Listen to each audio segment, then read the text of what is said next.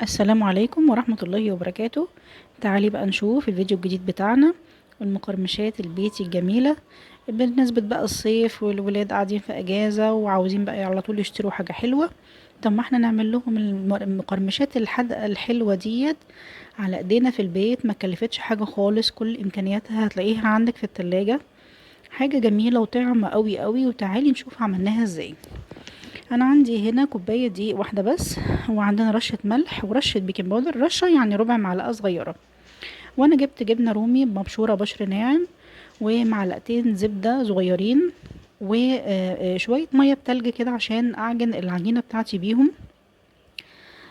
عجينه مش كبيره، يعني كوبايه دي هتطلعلك حبه صغيرين مش كتير قوي، جربي الاول فيهم.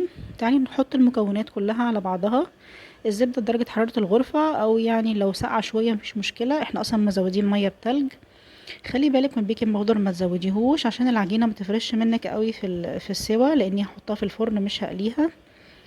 بصي انا بزود العجينه بتاعتي ميه فيها تلج، قيمه معلقه كبيره معلقه كبيره كده، بحيث ان انا اعرف الم بيهم العجينه. بتبقى عجينه متماسكه مش ملزقه. وطبعا زي ما انتي شايفه انا بزود بحرص قوي بحيث ان انا اعرف المها، اهي لميتها وعجنتها كويس قوي، بقت متماسكه زي ما انت شايفه، بحيث ان انا اعرف اشكلها في ايديا. الجبنه الرومي مبشوره بشر ناعم قوي، انا استعملت حبه صغيرين خالص جبنه رومي، يعني ما يجوش مثلا 100 جرام ولا حاجه على الكميه ديت. دي مقرمشات حادقه، يعني لو عايزه تزودي سنه ملح ولا حاجه ماشي، لو عايزه مثلا جبنه فيها ملح كفايه خلاص. انا سيبتها ترتاح حوالي ربع ساعه، وبتتشكل فيها بقى بفردها كده فرده محترمه، يعني تعمليها رقيقه قوي قوي قوي عشان تطلع حاجه بتقرمش.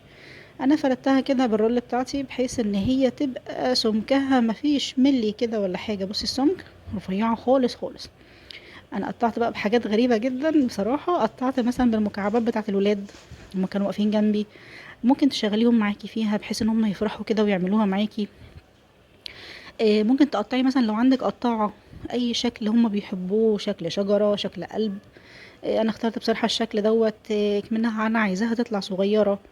العجينة اللي عندي هطلع منها كمية حلوة بما اني قطعتها حبة كده.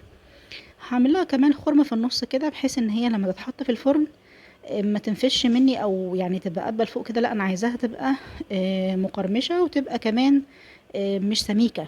تمام. فاعملي بقى اي شكل يعجبك، وخدي رأي الولاد، ايه رأيكم الشكل ده احسن ولا دوت. انا كمان استعملت غطا ازازة، غطا الازازة بتاعت البيبسي العادية ديت او بتاعت المية. بصي بقى لما جيت اشيلها بتتشال بكل سهولة، مش بتلزق في الحاجة اللي انا مقطعة عليها، علشان انا اصلا حاطه لها كمية زبدة قليلة. في صاج بقى بتاع الفرن او في صينية عادي خالص، مش مدهونة حاجة خالص، كفاية بس شوية الزبدة اللي انا في العجينة بتاعتي. بصي هنا مثلا عملنا دواير، بتخيلها مثلا بيك رولز او كذا. طبعا ممكن تغيري في الطعم، بدل الجبنة مثلا ممكن تحطي مثلا تطلعي طعم طماطم في أطعمة بتتباع عند العطار، بتبقى بتحط على الفشار طعم جبنة طعم طماطم، ممكن تستعمليها برضو يطلع لك المقرمشات بنفس الطعم. انا بتخيلها بقى معاكي كده بيك رولز او كذا، نفس التقب برضو او الخرم عملته من النص كده، بحيث ان هي ايه لما احطها في الصينية وفي الفرن ما تنفش مني وتكبر. انا عايزاها صغيرة كده.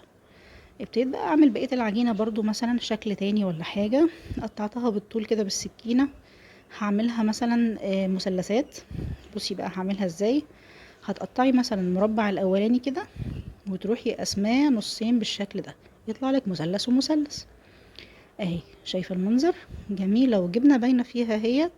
وبعد ما تستوي كمان طعمها كان تحفه. بصراحه الشويه دولت ما قعدوش مع الولاد حاجه خالص، عايزين اكتر عايزين تاني. فرن بقى سخن على درجه حراره 170، وخلي بالك تاخد لون يا دوبك من تحت بس، ما قعدتش ربع ساعه في الفرن او تلت ساعه بالكتير. الله على جمالها وشكلها. بقى كل واحد يختار الشكل اللي بيحبه، مدور ومثلث، حاجة كده جميلة ويتسلوا فيها الولاد. تحفة. ألف هنا وشفا، جربيها.